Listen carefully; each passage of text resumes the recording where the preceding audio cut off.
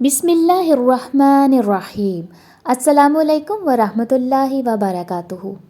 روح سے متعلق گزشتہ ویڈیو اگر آپ نے غور سے دیکھی ہے تو اس ویڈیو کے آخر میں پوچھے گئے چند سوالات روح کے نظریہ کو غلط ثابت کر رہے ہیں۔ اسی ویڈیو کے تسلسل میں آج میں آپ کے سامنے سب سے پہلے یہ چند باتیں رکھنا چاہوں گی کہ روح پر ایمان رکھنا ایک مسلمان کے عقیدہ توحید اور آخرت کے لیے بھی انتہائی نقصان دہ ہے، اور پھر میں قرآن میں ہر اس آیت کا درست ترجمہ آپ کے سامنے پیش کروں گی جہاں لفظ روح موجود ہے۔ اس کے علاوہ قرآن میں لفظ یتوفا اور نفس کو بھی روح کے معنی میں لیا جاتا ہے، لیکن اس ایک ویڈیو میں ان آیات کو بیان کرنا ممکن نہیں تھا، تو آپ کو اس سے اس بات کا اندازہ اچھے سے ہوا ہوگا کہ میں جو بیان کرنے جا رہی ہوں وہ ایک ایسا حساس اور پیچیدہ مسئلہ ہے کہ جو تصوف اور روحانیت کی جڑوں کو نہ صرف کھوکھلا کر دے گا بلکہ اس کا وجود تک باقی نہیں رہنے دے گا۔ اس لیے ان آیات کو سامنے رکھتے ہوئے انشاءاللہ میری آنے والی ویڈیوز بھی مزید نئی اور دلچسپ معلومات سے بھرپور ہوں گی۔ ابھی فی الحال ہم بڑھتے ہیں آج کی ویڈیو میں مین ٹاپک کی جانب۔ مروجہ روح پر ایمان رکھنے والے یہ بات غور سے سن لیں کہ روح پر ایمان رکھنا آپ کے عقیدہ توحید اور آخرت کے لیے انتہائی نقصان دہ ہے۔ وہ کیسے؟ نمبر 1، عقیدہ توحید کے تحت اللہ کی ذات زمان مکان کی کیسے آزاد ہے؟ اگر روح کا بھی یہی تصور ہے کہ وہ جگہ اور وقت سے آزاد ہے تو عقیدہ توحید کی کیا اہمیت باقی رہ جاتی ہے؟ نمبر 2، ہمارا ایمان ہے کہ زندگی اور موت کو اللہ نے تخلیق کیا ہے اور اس پر قانوناً اللہ نے اپنا مکمل اختیار بھی رکھا ہے۔ اسی طرح اللہ زندگی کے ساتھ ساتھ موت کا بھی مالک ہے۔ قرآن میں اللہ کا فرمان ہے، نحن قدرنا بینکم الموت وما نحن بمسبوقین، ہم نے تمہارے درمیان موت کا پیمانہ مقرر کیا ہے اور ہم عاجز ہونے والے نہیں ہیں۔ اب غور کیجئے کہ اگر روح جسم سے نکل کر بھی زندہ رہتی ہے اور کسی صورت میں بھی مرتی نہیں ہے تو اللہ کا موت پر یہ کس قسم کا اختیار ہے کہ روح اس موت سے آزاد ہے؟ It means Allah is not the Lord of the death۔ Number 3، اب غور سے سنیے مروجہ روح پر ایمان رکھنے والوں کا عقیدہ آخرت پر وار۔ اللہ کا فرمان ہے، مالک یوم الدین، اللہ جزا و سزا کے فیصلے کے دن کا مالک ہے۔ ہر نفس موت کا مزہ چکھنے والا ہے اور یقیناً تم کو قیامت کے دن پورا بدلہ دیا جائے گا، پھر یقیناً تم قیامت کے دن ہی اٹھائے جاؤ گے۔ کہہ دو، اللہ تمہیں زندگی دیتا ہے اور موت بھی، پھر وہ تمہیں قیامت کے دن ہی جمع کرے گا، جس میں کوئی شک نہیں ہے، لیکن لوگوں کی اکثریت علم نہیں رکھتی بلکہ جاہل ہے۔ ایسی بہت سی آیات بار بار قیامت کے دن انسان کی جزا و سزا کے فیصلے پر زور دے رہی ہیں۔ اسی طرح یوم قیامت کے لیے یوم المشہود بھی آیا ہے کہ وہ شہادتوں کا دن ہے۔ شہادتوں سے پہلے سزا و جزا کا فیصلہ بھلا کون کرتا ہے؟ ایسا تو اس دنیا میں بھی نہیں ہوتا۔ لیکن مروجہ روح کا عقیدہ رکھنے والے کہتے ہیں کہ مرنے کے فوراً بعد علیین و سجین کے نام پر نیک اور بد روح کی جزا و سزا کا معاملہ شروع ہو جاتا ہے۔ وہ کیا ثابت کرنا چاہتے ہیں کہ ان آیات کی کوئی اہمیت نہیں ہے؟ جزا و سزا کا معاملہ یوم الدین سے پہلے ہی ہو رہا ہے، یوم المشہود سے پہلے ہی ہو رہا ہے۔ اس کا مطلب کہ آپ مروجہ روح پر ایمان رکھ لیں یا پھر یوم دین، یوم آخرت، یوم قیامت، یوم حساب، یوم المشہود کا انکار کر دیں۔ کیا اب بھی آپ کی آنکھیں نہیں کھلیں؟ یہی تو مروجہ روح یعنی تصوف اور روحانیت ماننے والوں کا عقیدہ ہے، ان کی سازش ہے کہ کسی طرح عقیدہ آخرت کو ڈیمیج کیا جائے۔ اب ایک اور بہت ہی اہم نکتہ، اس پر سنجیدگی سے غور کیجیے گا کہ جب ایک مردہ جسم قبر میں چلا جاتا ہے تو اس کے لیے تو دنوں سالوں کی گنتی کوئی معنی ہی نہیں رکھتی۔ اسی لیے جب اس جسم کو قبر سے اٹھایا جائے گا تو وہ کہے گا کہ قالوا یا ویلنا من بعثنا من مرقدنا، وہ کہیں گے ہائے بربادی، ہمیں ہماری خواب گاہوں سے کس نے اٹھا دیا، ہم تو بڑے مزے سے سو رہے تھے۔ اگر کئی سو یا ہزاروں سال روح کو دی گئی سزا جسم کے لیے کوئی معنی نہیں رکھتی، وہ اس کو ایک خواب کی نظر کر دیتا ہے، تو پھر روح کو سزا دینے کا مقصد کیا ہے؟ اور اگر قبر میں جسم کو دی گئی سزا روح کے لیے بے اثر ہے تو اسے جسم میں داخل کیوں کیا گیا؟ آخر یہ دونوں ایک دوسرے میں کر کیا رہے ہیں؟ افلا تعقلون، کیا تم عقل سے کام نہیں لیتے ہو؟ اب یہ مروجہ روح عقیدہ توحید اور آخرت کے ساتھ ایک واضح اور بیہودہ کھلواڑ اور مذاق کے سوا کچھ نہیں۔ توہین ہے یہ اللہ کی، نعوذ باللہ۔ جس عقیدہ روح سے آپ کی عقیدہ توحید اور آخرت پر ضرب لگے، اس کو نقصان پہنچے، وہ عقیدہ آپ کو رکھنا چاہیے؟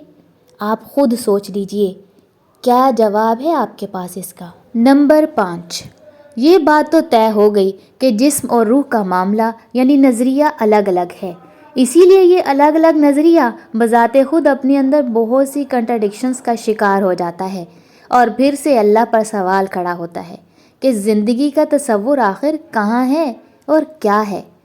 کیونکہ یا تو روح زندگی ہے، جسم سے نکل جائے تو جسم مردہ ہو جاتا ہے، یا پھر مادی جسم میں موجود مختلف سسٹم، اگر وہ سسٹم ڈیمیج ہو جائے تو انسان مردہ ہو جاتا ہے۔ لہٰذا دونوں کو ایک ساتھ تسلیم کرنا احمقانہ سی بات لگتی ہے۔ اللہ نے ہماری اس بارے میں بہت اچھے سے رہنمائی کی ہے، جس پر انشاءاللہ آنے والی ویڈیو میں تفصیل سے زبردست حقائق آپ کے سامنے لے کر آؤں گی، لیکن ابھی فی الحال یہ 5 پوائنٹس یاد رکھیے اور ایک مسلمان ہونے کی حیثیت سے ربانیت اور روحانیت میں سے ایک کا انتخاب کر لیجئے، کیونکہ یہ انتخاب ہی آپ کے عقیدہ آخرت اور توحید پر ایمان کی دلیل ثابت ہوگا۔ اب میں جلدی سے ان آیات کی جانب بڑھوں گی کہ لفظ روح قرآن میں کہاں اور کن معنوں میں آیا ہے۔ انشاءاللہ آپ کو آپ کے بہت سے سوالوں کے جواب بھی مل جائیں گے، اور روح آپ کے لیے کوئی معمہ یعنی مسٹری نہیں رہے گی۔ الروح قرآن کی اصطلاح ہے، جیسے کہ الصلاۃ، الزکوٰۃ، الحج، الربا، الطلاق وغیرہ۔ جیسے کہ تمام احکامات کی رہنمائی قرآن میں موجود ہے، اسی طرح روح کے بارے میں بھی اللہ ہماری رہنمائی کرتے ہیں۔ لفظ روح تقریباً 20 مرتبہ مختلف معنی میں موجود ہے، اور یہ اسلوب بیان ہمیں یاد رہنا چاہیے کہ قرآن ایک لفظ کو کئی معنی میں استعمال کرتا ہے، اسی طرح لفظ روح بھی ہے۔ راہ کے اوپر پیش آئے تو امر ربی اور رسول کے معنی میں یہ آتا ہے، راہ کے اوپر زبر آئے تو راحت کے معنوں میں آتا ہے، مال و دولت اور خوشحالی کے، اور اسی طرح راہ کے نیچے زیر آئے تو ریحن، ہوا کے معنی میں اس کو لیا جاتا ہے، اور مجازی معنی حکومت اور قوت کے بھی کیے جاتے ہیں۔ راہ کے اوپر زیر زبر پیش کی تبدیلی کے باوجود ان تینوں کا روٹ ورڈ ایک ہی ہے۔ پھر ان معنوں سے یہ بات تو طے ہو گئی کہ ایک رسول کے لیے اگر روح کا لفظ آیا ہے تو اس کا تعلق کسی ایسی چیز سے ہرگز نہیں جس کو دیکھا نہیں جا سکتا یا انسانی آنکھ مشاہدہ نہیں کر سکتی۔ اور عالمی ارواح کا عقیدہ رکھنے والے اس بات پر بھی غور کر لیں کہ قرآن میں روح ہر جگہ واحد آیا ہے، جمع میں ارواح کا لفظ استعمال نہیں کیا گیا۔ اگر روحوں کا تصور اپنی جگہ درست ہے تو اللہ قرآن میں کسی جگہ تو اس کو جمع میں لاتے کہ عالم برزخ میں روحوں کو جمع کیا جاتا ہے، یا روحیں جنت میں عیش کر رہی ہیں یا جہنم میں انہیں عذاب دیا جا رہا ہے۔ قرآن میں جمع کے صیغے کے ساتھ کہیں بھی روحوں کا لفظ موجود نہیں۔ تو غور کیجئے آیات میں استعمال ہونے والے لفظ روح کے ترجمے پر۔ وَيَسْأَلُونَكَ عَنِ الرُّوحِ قُلِ الرُّوحُ مِنْ أَمْرِ رَبِّي وَمَا أُوتِيتُم مِّنَ الْعِلْمِ إِلَّا قَلِيلًا۔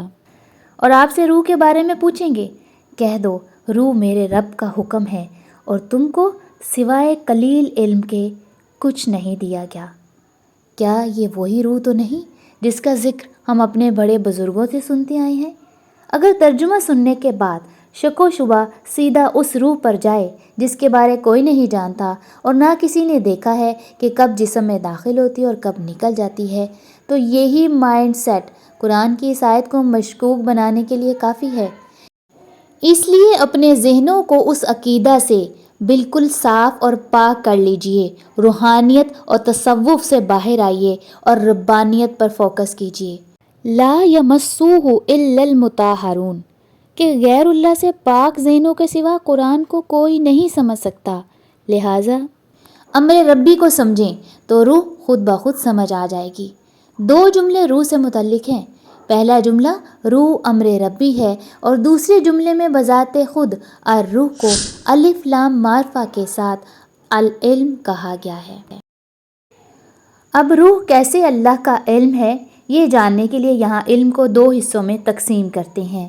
نمبر 1 علم الاخلاق یعنی وحی کا علم، اور نمبر 2 علم الاشیاء یعنی کائناتی علم۔ اب یہاں سب سے اہم نقطہ جو نوٹ کرنے والا ہے وہ یہ ہے کہ قرآن کی شکل میں اخلاقیات کا علم جو انسان کو کتابی شکل میں دیا گیا ہے وہ قلیل نہیں ہے بلکہ مکمل علم ہے جس کو سمجھنا ہر ایک پر فرض ہے، اور اس میں انسان کو زندگی گزارنے کا مکمل ہدایت نامہ دیا گیا ہے۔ اس مکمل علم کو بھی اللہ نے روح کا نام دیا ہے۔ وَكَذَلِكَ أَوْحَيْنَا إِلَيْكَ رُوحًا مِّنْ أَمْرِنَا مَا كُنْتَ تَدْرِي مَا الْكِتَابُ الْإِيمَانُ وَلَكِنَّا جَعَلْنَاهُ نُورًا نَهْدِي بِهِ مَن نَّشَاءُ مِنْ عِبَادِنَا وَإِنَّكَ لَتَهْدِي إِلَىٰ صِرَاطٍ مُّسْتَقِيمٍ۔ اور اسی طرح ہم نے آپ کی طرف اپنے حکم سے روح کو وحی کیا یعنی قرآن وحی کیا، اور آپ نہیں جانتے تھے کہ یہ روح کیا ہے، یہ کتاب وحی کیا ہے، اور نہ ایمان کے بارے، لیکن ہم نے اس قرآن کو، اس روح کو نور مقرر کیا اور ہم اس سے ہدایت دیتے ہیں اپنے بندوں کو جس کا ہم قانون بناتے ہیں، اور یقیناً آپ صراط مستقیم کی ہدایت دیتے ہو۔ اس کے علاوہ مزید چند آیات جہاں اللہ تعالیٰ نے علم وحی اور قرآن کو روح کا نام دیا ہے۔ يُنَزِّلُ الْمَلَائِكَةَ بِالرُّوحِ مِنْ أَمْرِهِ عَلَى مَن يَشَاءُ مِنْ عِبَادِهِ أَنْ أَنذِرُوا أَنَّهُ لَا إِلَٰهَ إِلَّا أَنَا فَاتَّقُونِ۔ وہی علم وحی کے ساتھ اپنے حکم سے ملائکہ نازل کرتا ہے اپنے بندوں میں سے جس پر وہ چاہتا ہے، یہ کہ وہ انذار کریں کہ یقیناً میرے سوا کوئی الہ نہیں ہے، بس میری نافرمانی سے بچ جاؤ۔ تنزل الملائکۃ والروح فیہا بإذن ربہم من کل امر۔ اس دور میں ملائکہ اور قرآن نازل ہوتے ہیں اپنے رب کے حکم سے ہر حکم لے کر۔ رفیع الدرجات ذو العرش یلقی الروح من امرہ علی من یشاء من عبادہ لینذر یوم التلاق۔ وہی صاحب اقتدار درجات بلند کرنے والا ہے، وہی قرآن اپنے حکم سے اپنے بندوں میں سے جس پر وہ چاہتا ہے نازل کر دیتا ہے تاکہ وہ ملاقات کے دن سے ڈرائے۔ تعرج الملائکۃ والروح الیہ فی یوم کان مقدارہ 50,000 سنہ۔ ایک دور میں ملائکہ اور علم وحی اس کی طرف سے عروج پر ہوں گے، اس دور کی مقدار 50,000 سال ہوگی۔ اب اسی آیت پر دوبارہ آ جائیں جہاں پہ روح کے بارے میں سوال کیا جا رہا ہے، اور اللہ تعالیٰ آخر میں یہ فرماتے ہیں کہ ہم نے تم کو بہت قلیل علم دیا ہے۔ اب یہاں قلیل علم میں ہم علم الاخلاق کو نہیں لے سکتے کیونکہ وہ تو اپنے آپ میں ایک مکمل علم ہے، اور ہر انسان پر فرض ہے کہ وہ اس مکمل علم کو حاصل کرے اور اس پر عمل کرے۔ اسی لیے اگلی آیت میں اللہ تعالیٰ نے فرمایا کہ وَلَئِن شِئْنَا لَنَذْهَبَنَّ بِالَّذِي أَوْحَيْنَا إِلَيْكَ ثُمَّ لَا تَجِدُ لَكَ بِهِ عَلَيْنَا وَكِيلًا۔ اور یقیناً اگر ہم چاہیں تو آپ سے ہم وہ وحی چھین لیں جو ہم نے آپ کی طرف کی ہے، اور پھر آپ اپنے لیے ہمارے خلاف کوئی مددگار، کوئی حمایتی نہیں پائیں گے۔ تو جیسے کہ ہم نے علم کو دو حصوں میں تقسیم کیا تھا کہ ایک علم الاخلاق ہے اور دوسرا علم الاشیاء، کائنات کا علم، تو علم الاخلاق جو اپنے آپ میں مکمل علم ہے اس کے بارے میں تو ہم ہرگز یہ نہیں کہیں گے کہ وہ قلیل علم انسان کو دیا گیا ہے۔ تو یہاں پہ پھر دوسرا آپشن ہمارے پاس بچتا ہے، وہ ہے کائناتی علم۔ تو یہاں مسلم اور کافر میں امتیاز کیے بغیر اللہ تعالیٰ نے جو انسان کو علم دیا ہے قلیل علم، وہ ہے کائناتی علم۔ علم الاشیاء یا کائناتی علم، اس کے بارے میں بھی کہا جا سکتا ہے کہ انسان کے پاس قلیل علم موجود ہے، یعنی بہت ہی تھوڑا سا، کیونکہ کائنات کی وسعتوں کا اندازہ لگانا بہت ہی مشکل ہے، جس میں انسان کی حیثیت ایک چیونٹی کے برابر ہے، اور انسان خود اپنے وجود پر ڈھیروں کتابیں لکھنے کے باوجود بھی بہت ساری باتوں سے ابھی بھی لا علم ہے۔ اس لیے سائنسدان خود اس بات کا دعویٰ کرتے ہوئے دکھائی دیتے ہیں Everything we know, everything we see is just 5% of everything in the universe. In many ways, we are still novices playing with toy models seeking to understand the star. The remaining 95% of the universe is stuff that we can't see, don't yet understand. ہم جو کچھ بھی جانتے ہیں، جو کچھ ہم دیکھتے ہیں، کائنات کی ہر چیز کا صرف 5% ہے۔ بہت سے طریقوں سے ہم اب بھی کھلونوں کے ماڈلز کے ساتھ کھیلتے ہوئے ستاروں کو سمجھنے کی کوشش کر رہے ہیں۔ باقی 95% کائنات ایسی چیزیں ہیں جو ہم دیکھ نہیں سکتے، ابھی تک سمجھ نہیں سکتے۔ یہ ہے وہ علم الروح جس کی تصدیق قرآن کی اس آیت سے بھی ہو رہی ہے۔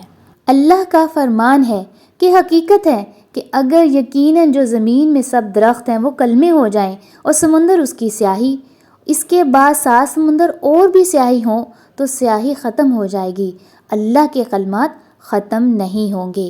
یقیناً اللہ غالب حکمت والا ہے۔ اب اس بات میں کسی کو کوئی شک نہیں ہے کہ کائنات اللہ کا ملکوتی نظام ہے، اور اللہ کے قانون کے مطابق یہ سب ملکوتی قوتیں، ہوا، پانی، مٹی، سورج، چاند، ستارے، روشنی، غرض ہر چیز انسان کے سامنے سجدہ ریز یعنی فرما بردار ہے۔ ایک چھوٹی سی مثال سے آپ یوں سمجھ سکتے ہیں کہ ہوا اور پانی کی فرما برداری سے کئی ٹن لوہا فضاؤں میں اڑتا اور پانی کو چیرتا ہوا دکھائی دیتا ہے، کیونکہ یہ ملائکہ، یہ ملکوتی قوتیں یفعلون ما یؤمرون، وہ وہی کام کرتی ہیں جو ان کو حکم دیا جاتا ہے اللہ کی طرف سے۔ اب انسان، بشر اور آدم کے بارے دیے گئے اسی امر یعنی حکم کو اللہ نے روحی یعنی میرا حکم کہا ہے۔ غور کیجئے اللہ کا فرمان کیا ہے۔ وَإِذْ قَالَ رَبُّكَ لِلْمَلَائِكَةِ إِنِّي خَالِقٌ بَشَرًا مِّن صَلْصَالٍ مِّنْ حَمَإٍ مَّسْنُونٍ، اور یاد کرو جب آپ کے رب نے ان ملکوتی قوتوں سے کہا کہ میں گلے سڑے گارے کی کھنکھناتی مٹی سے بشر پیدا کرنے والا ہوں۔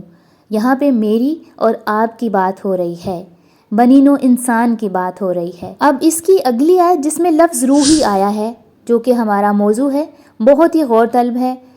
فَإِذَا سَوَّيْتُهُ وَنَفَخْتُ فِيهِ مِن رُّوحِي فَقَعُوا لَهُ سَاجِدِينَ، بس جب میں نے اسے مکمل یعنی انسان کو مکمل بنا دیا تو کائنات میں اس کے بارے اپنا حکم روحی اپنا حکم جاری کیا۔ کیا حکم جاری کیا؟ فَقَعُوا لَهُ سَاجِدِينَ، پس اس انسان کے فرما بردار بن جاؤ۔ یعنی یہاں پہ بات بالکل واضح ہے کہ کائناتی قوتوں کو انسان کی فرما برداری کے لیے پیش کیا جا رہا ہے۔ تو پھر ملائکہ نے کیا کیا یا ان ملکوتی قوتوں نے کیا کیا؟ آگے اللہ کا فرمان ہے فَسَجَدَ الْمَلَائِكَةُ كُلُّهُمْ أَجْمَعُونَ، پھر تمام ملکوتی قوتیں انسان کی فرما بردار ہو گئیں۔ آج آپ اپنی آنکھوں سے اس حقیقت کا مشاہدہ کر سکتے ہیں کہ اس روحی کی بدولت ہی آج انسان انہی فرما بردار قوتوں سے کام لے کر مادی ترقی کی منازل طے کرتا چلا جا رہا ہے، اور یہ ترقی اس العلم الروح کا قلیل حصہ ہے جس کو جان کر انسان نے اتنی ترقی کی ہے۔ دوسرے مقام پر بالکل اسی طرح کی ایک آیت، اس پر بھی آپ نظر ڈال لیجئے۔ اب آگے بڑھتے ہوئے مزید کچھ مقامات کو زیر غور لاتے ہیں۔ قرآن میں لفظ روح الامین اور قدس کے ساتھ مرکب آیا ہے۔ یہاں روح کوئی فرشتہ ہے یا اللہ کا علم وحی ہے؟ یہ جاننے کے لیے اس آیت پر غور کر لیجئے جہاں اللہ نے ایک بشر سے کلام کرنے کا طریقہ کار بیان کیا ہے۔ اس آیت میں فرشتے کا ذکر موجود نہیں۔ اللہ کا فرمان ہے اور کسی بشر کے لیے ممکن نہیں کہ اللہ اس سے کلام کرے مگر وہ وحی سے یا پردے کے پیچھے سے یا رسول بھیج کر کلام کرتا ہے۔ بس وہ وحی کرتا ہے اپنے حکم سے جس کا وہ قانون بناتا ہے، یقیناً وہ بلند مرتبہ حکمت والا ہے۔ اس کا مطلب جہاں الروح الامین بروح القدس کے الفاظ آئے ہیں وہاں فرشتہ ہرگز نہیں لیا جا سکتا، بلکہ اللہ کی وحی کو الروح الامین یا بروح القدس کا نام دینا مناسب ہے۔ اور جیسا کہ قرآن میں بہت سے مقامات پر قرآن کے لیے روح کا لفظ استعمال ہوا ہے، اور میں اس حوالے سے پہلے ہی آپ کو حوالہ جات کے ساتھ آیات پیش کر چکی ہوں۔ جبکہ عام روایتی تراجم میں جبریل نامی فرشتے کو روح الامین یا روح القدس کا نام دے کر نزول وحی کا سبب مانا جاتا ہے، جس سے 42/51 آیت میں تضاد جنم لیتا ہے۔ اللہ کا فرمان ہے وَإِنَّهُ لَتَنزِيلُ رَبِّ الْعَالَمِينَ نَزَلَ بِهِ الرُّوحُ الْأَمِينُ اور یقیناً یہ قرآن رب العالمین کا تنزیل کردہ ہے، اور اس قرآن کے ذریعے با اعتماد تعلیم، روح کا مطلب تعلیم، امین با اعتماد تعلیم نازل ہوئی ہے۔ پھر سورۃ نحل کی 102 نمبر آیت پر بھی غور کر لیجئے۔ اللہ کا فرمان ہے قُلْ نَزَّلَهُ رُوحُ الْقُدُسِ مِنْ رَبِّكَ بِالْحَقِّ لِيُثَبِّتَ الَّذِينَ آمَنُوا وَهُدًى وَبُشْرًى لِلْمُسْلِمِينَ۔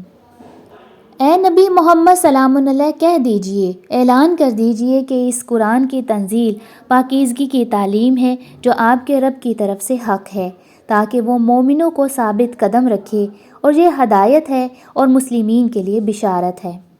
روح القدس میں قدس اللہ کی ذات کو بھی کہتے ہیں، تو روح القدس کا معنی بنتا ہے کہ اللہ کی تعلیم۔ تو قرآن کیا ہے؟ یہ اللہ کی تعلیم ہے۔ روح القدس پاکیزگی کی تعلیم، روح القدس حق ہے، روح القدس مومنوں کی تثبیت کا باعث بنتی ہے، روح القدس ہدایت ہے، روح القدس بشارت ہے۔ پورے قرآن پر جب آپ نظر ڈالتے ہیں تو یہ سب خصوصیات آپ کو قرآن کے لیے ہی ملیں گی۔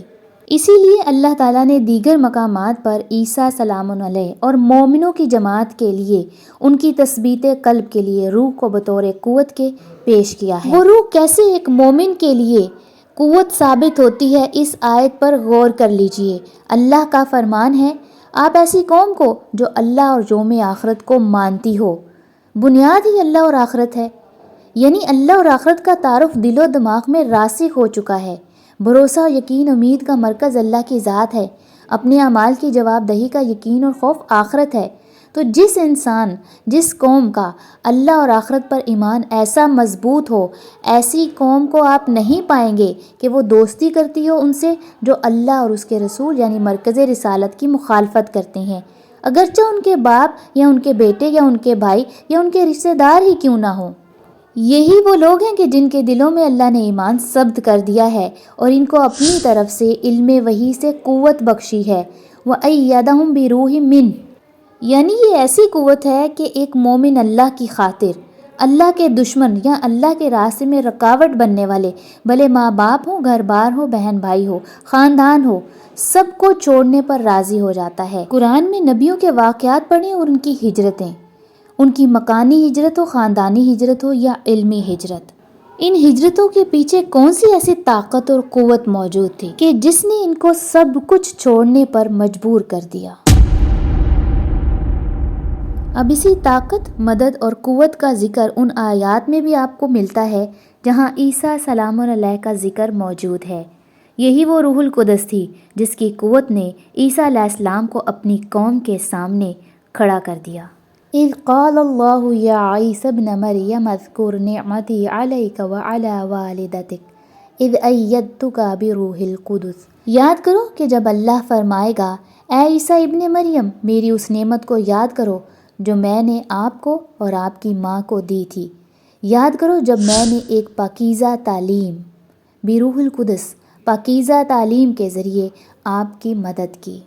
آج بھی یہی روح القدس امت مسلمہ کے لیے ایک طاقت، قوت اور مدد ثابت ہو سکتی ہے، لیکن اگر امت مسلمہ سب مل کر اس کو مضبوطی سے تھام لیں۔ اب بہت ہی اہم اور آخری نقطے پر غور کیجئے کہ اللہ نے روح کا لفظ کتاب وحی، علم، تعلیم کے ساتھ ساتھ شخصی رسول کے لیے بھی استعمال کیا ہے۔ جس طرح رسول قرآن بھی ہے اور رسول شخص بھی ہے، اسی طرح روح اللہ کی وحی قرآن بھی ہے اور روح بذات خود ایک شخصی رسول کے لیے بھی آیا ہے۔ کسی جگہ بھی فرشتہ مراد نہیں ہے، جیسے کہ عیسیٰ علیہ السلام کو قرآن میں روح کہا گیا ہے۔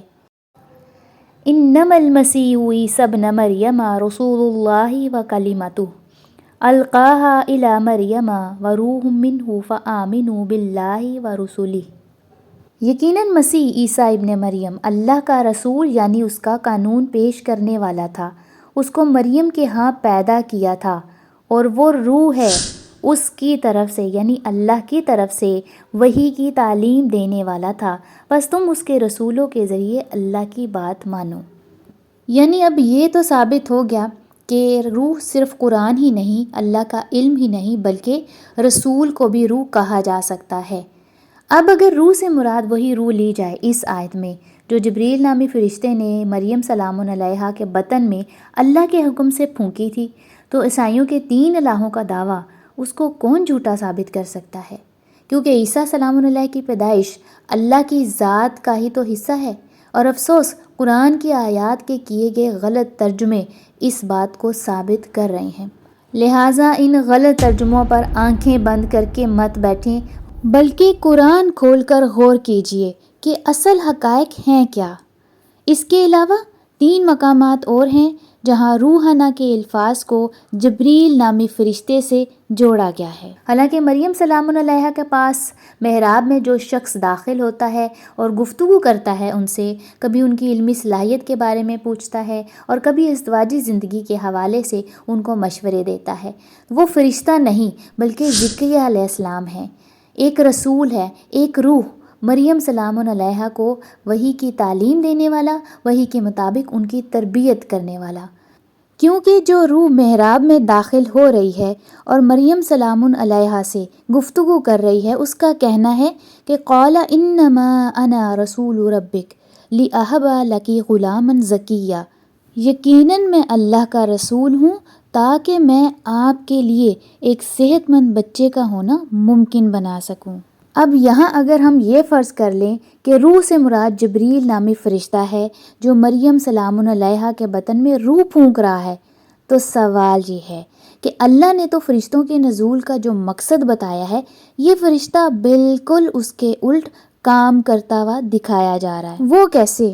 تو غور سے سنیے، اللہ کا جگہ جگہ یہ فرمان موجود ہے کہ فرشتوں کا نزول تب ہوتا ہے جب کسی قوم پر عذاب نازل کرنا ہو، اس وقت وہ مہلت بھی نہیں دیے جاتے، تو اس سے پہلے اس زمین پر فرشتوں کا نزول نہیں ہوتا۔ اب جبریل نامی فرشتہ کس قوم پر عذاب کی وعید لے کر نازل ہوا، اس کا ذکر تک نہیں ملتا، لیکن اس فرشتے کو اللہ کے قانون کے الٹ مریم سلام علیہا کے بطن میں پھونک مار کر بچہ پیدا کرنے والا ایک فرشتہ بنا کر دکھایا گیا ہے۔ اب ان مقامات کا درست ترجمہ میں آپ کے سامنے پیش کروں گی۔ یہ 3 مقامات ہیں۔ نمبر 1 سورۃ مریم 17 نمبر آیت، بس اس نے ان کے سوا حجاب کر لیا، یعنی مریم سلام علیہ نے، پھر ہم نے اس کی طرف اپنا پیغمبر یعنی رسول روحانہ رسول بھیجا۔ یہ رسول کون ہے؟ یہ زکریا علیہ السلام ہے۔ بس اس نے اس کے لیے ایک موضوع آدمی کے کردار کی مثالیں پیش کیں۔ نمبر 2 مقام ہے سورۃ انبیاء 91 نمبر آیت، اس میں اللہ کا فرمان ہے، اور جس نے اپنی عصمت کی حفاظت کی، پھر ہم نے اپنے رسول کے ذریعے ان کو نکاح کا پیغام بھیجا تھا۔ روحانہ، یہاں پہ بھی رسول کون ہے؟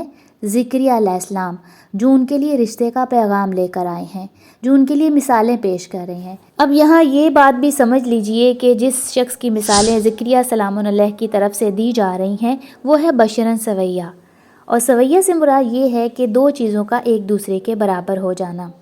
اب اس میں تو کوئی شک نہیں کہ مریم سلام علیہا کی علمی صلاحیت با کمال تھی اور وہ وحی پر مکمل عمل پیرا تھی۔ زکریا سلام علیہ نے ان کے لیے ویسے ہی بشراً سویہ کی مثالیں پیش کیں کہ وہ بھی ان کی طرح علم وحی میں کمال کی صلاحیت رکھتا ہو اور وحی پر مکمل عمل پیرا ہو۔ تو جب مریم سلام علیہا نے اس بات کی تصدیق کر لی تو وہ اس شخص کے نکاح میں چلی گئیں، اور پھر اللہ نے نہ صرف ان کی عصمت کو سراہا اور قرآن میں اس کا ذکر کیا، بلکہ ان کو من القانتین میں بھی شمار کیا۔ پھر اللہ نے مریم سلام علیہا کو اور ان کے بیٹے عیسیٰ سلام علیہ کو لوگوں کے لیے نشان راہ بنا دیا۔ وہ کیسے نشان راہ بن گئے کہ مریم سلام علیہا نے اللہ کے قانون یعنی قرآن کے مطابق، وحی کی تعلیم کے مطابق نکاح کیا، اور اس کے بعد ان کے ہاں ایک بیٹے کی پیدائش ہوئی۔ پھر سورۃ تحریم کی 12 نمبر آیت میں اللہ کا فرمان ہے، اور مریم عمران کی بیٹی کی مثال ہے جس نے اپنی عصمت کی حفاظت کی تھی، ہم نے اس آدمی کے بارے اپنے رسول کے ذریعے، اپنے رسول روحانہ، پھر وہی الفاظ آ گئے ہیں، اور یہاں زکریا علیہ السلام مراد ہیں، تو زکریا علیہ السلام کے ذریعے سے پیغام نکاح بھیجا تھا، اور اس نے اپنے رب کے کلمات یعنی اس کے احکام کی عملاً تصدیق کی، اور وہ فرما برداروں میں سے تھی۔ روح کے ہمارے پاس 3 معنی آ چکے ہیں۔ آپ بھی غور کر لیجئے کہ روح نہ تو کوئی فرشتہ ہے اور نہ جسم میں کسی غیر مرئی شے کا نام، بلکہ اس کو اللہ تعالیٰ نے علم وحی یعنی قرآن کا نام دیا ہے، یا یہ کائناتی علم ہے، یا پھر ایک شخصی رسول کا نام۔ ان کے علاوہ روح کو کوئی بھی معنی دینا آیات میں تضادات کو جنم دیتا ہے۔ تو روح کے حوالے سے جتنی بھی آیات آپ کے سامنے پیش کی گئی، آپ خود بھی اس پر غور کر لیجئے۔ اس سے بہتر کوئی معنی قرآن سے نہیں نکل سکتا۔ انشاءاللہ اسی حوالے سے ایک نئی ویڈیو میں جلد آپ کے سامنے پیش کروں گی۔ تب تک آپ اپنا غور و فکر جاری رکھیے۔